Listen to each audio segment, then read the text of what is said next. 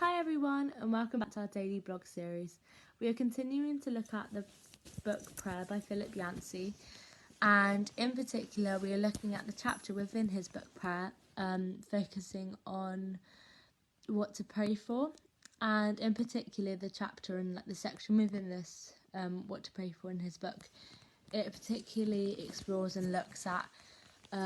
God's presence, and I think it's really important that this gets kind of talked about and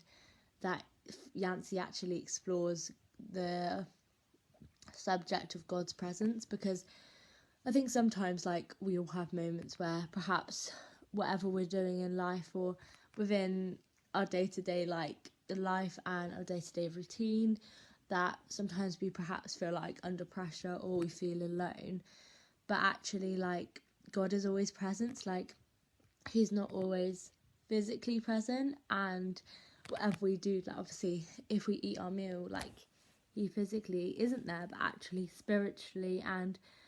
I guess mentally he is there. So I think it's really important to remember, if we do feel alone or we just need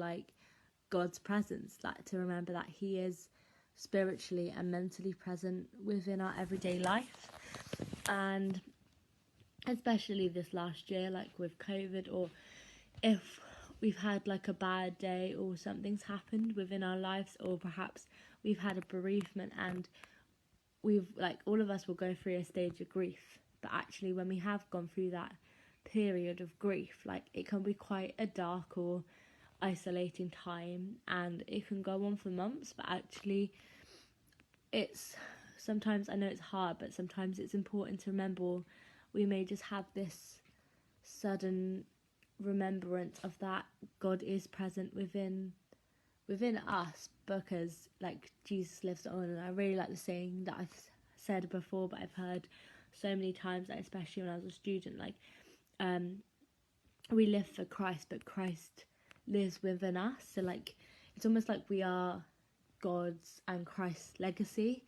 and that I guess comes under God's presence. And God's presence is within our communities, he's within our houses, he's within our neighbourhood, our churches, our schools. God is just within everything, because we live for Christ and Christ obviously lives within us. And I think as well it's really important, again, when we do feel isolated, I think as well prayer is sometimes hard to remember, or also, like I said before in blogs, sometimes it is hard to remember to pray, but also selfishly fit it in. Sometimes we think, oh, I'll pray later, or you often, I try to pray first thing when I get up, or last thing before I go to sleep at night. But sometimes I guess we're all guilty that we don't perhaps fit prayer in, or we feel perhaps guilty for not almost leaving time aside for God. But I think this really I think it's just a nice reminder that God is always present within everything we do. And if we don't have that time to pray within our days, for example, when I go running, or even when I'm sat on a bus, or drinking a cup of coffee, I always just picture God sitting opposite me when I'm drinking a coffee, or when I run, I set goals, or I'm going to run this far, or I'm going to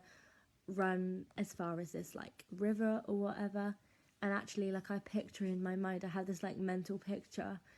of God being in front of me, and God is my goal and my long-term goal. And I think it is such a lovely reminder that if we do feel alone, or perhaps overwhelmed, or stressed, or in doubt or something, or perhaps if we've got something on, or something we're scared for, that to remember or remind ourselves that God is always looking out for us. And I think that's a nice image as well. For me, I said personally, if I am running, I picture him being in front of me, and he is my guide and my salvation. And I just think it's a really nice image to keep persevering and remember that God is our protector.